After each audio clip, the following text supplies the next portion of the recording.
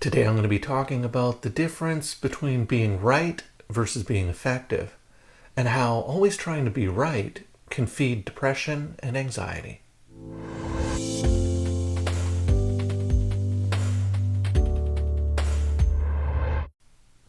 Hi everyone. Have you ever heard someone say, "I'm doing this out of principle"? Or maybe you've said something like that, I'm doing this out of the principle of it. In today's video, we're going to be talking about the difference of being right versus being effective in a particular situation. But before I get into that, just a couple of disclaimers to go over. I'm a registered psychologist in the province of British Columbia, Canada, and this video is for informational purposes only. It is not intended as a substitute or replacement for advice from your doctor or mental health professional. Now, with those things out of the way, let's start talking about being right versus being effective. And I want to start by telling you a story about a client of mine a few years ago. This client was struggling with depression and anxiety, and he decided he wanted to go to a baseball game. And he wanted to go to the baseball game. He was going to go with his wife and a couple of friends. And he took some bottled water to have with him at the baseball game, and he had it in his backpack. And so when he arrived at the baseball game and he went through the turnstile and he went through security, and security asked him to open his bag, and security saw that he had this bottled water, and it was a sealed bottled water, so it wasn't like he was trying to sneak something else in, like alcohol, in his bottled water. It was just bottled water that was sealed. And security told him he could not bring in any outside drink. But he said to the security officer, "Look, it's sealed. That doesn't make any sense.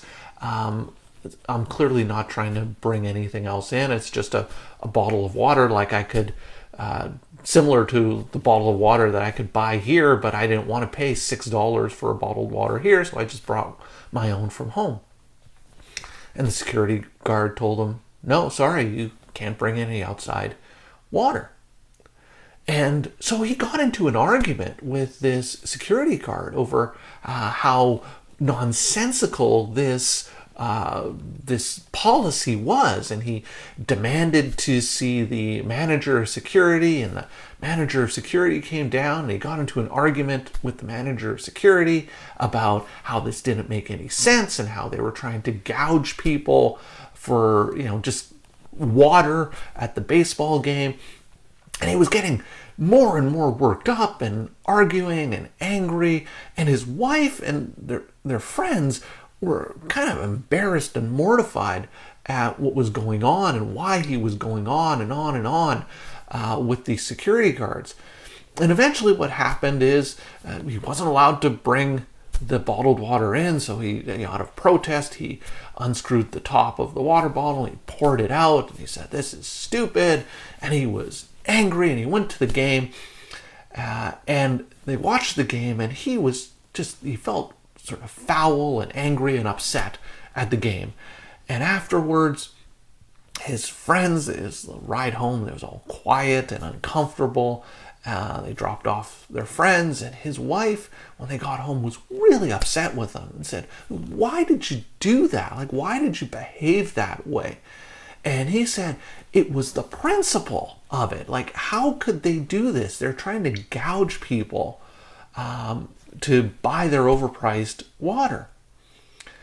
And so when he finished telling me this story, I asked him the question, "Why were you going to the baseball game in the first place?"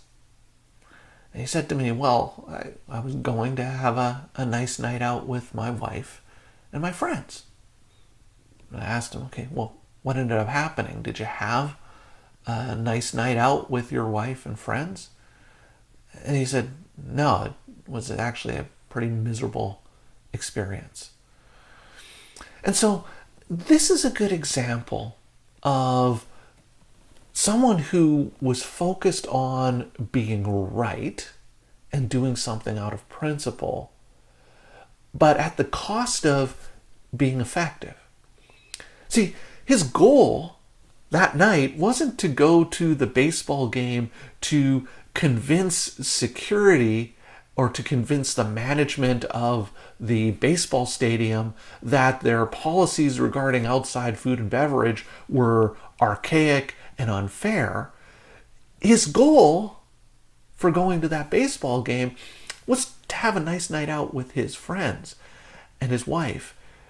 And he didn't accomplish that because he got caught up in what he saw as something that was unjust and something that wasn't right. And he focused on being right, but at the cost of being effective towards his goal. And his goal was to have a nice night out. And that was ruined because he got so preoccupied with being right. Now, this happens to all of us.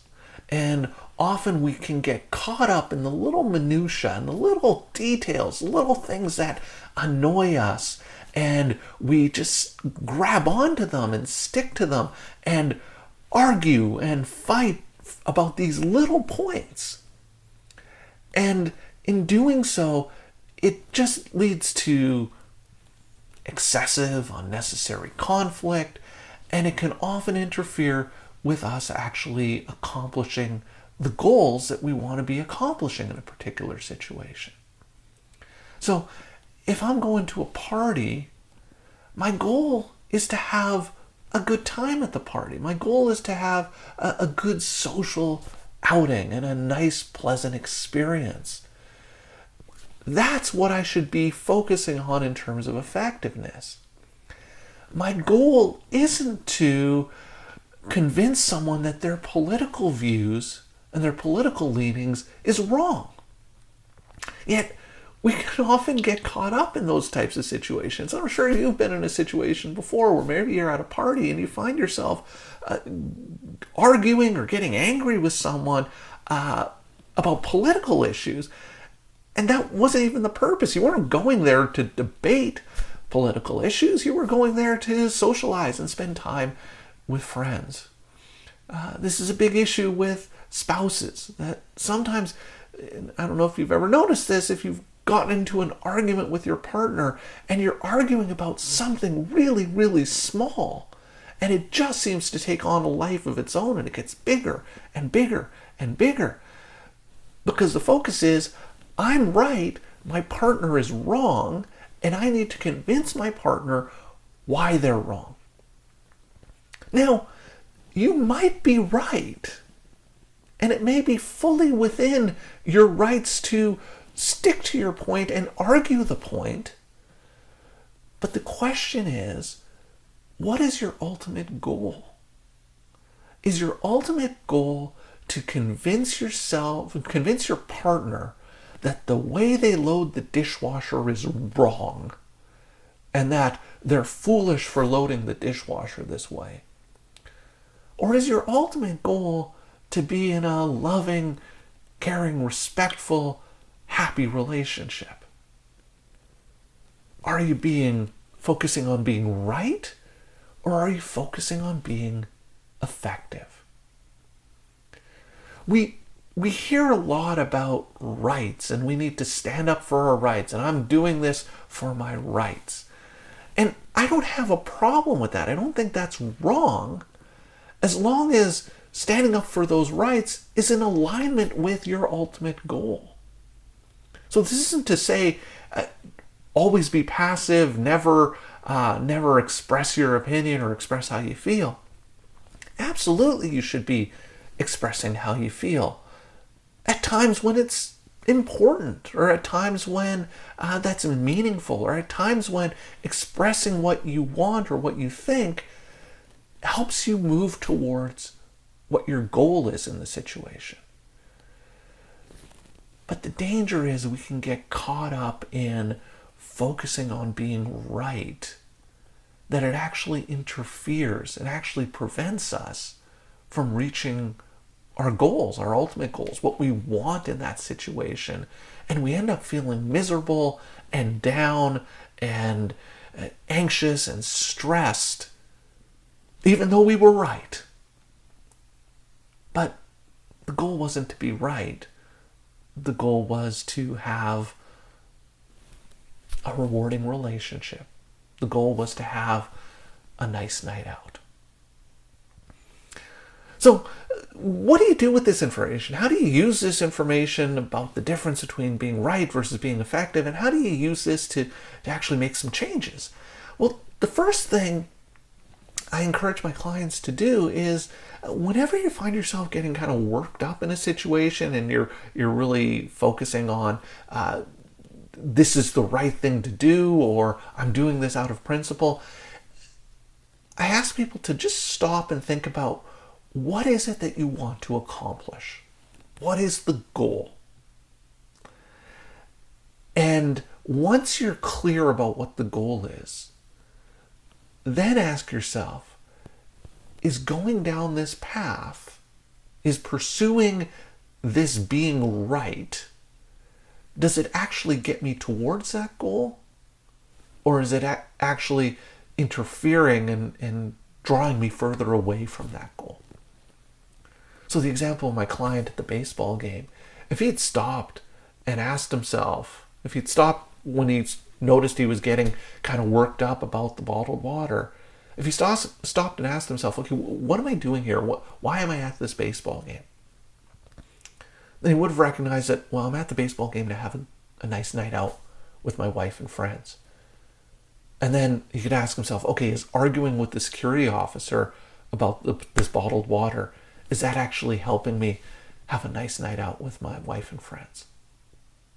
Well, no, it's not.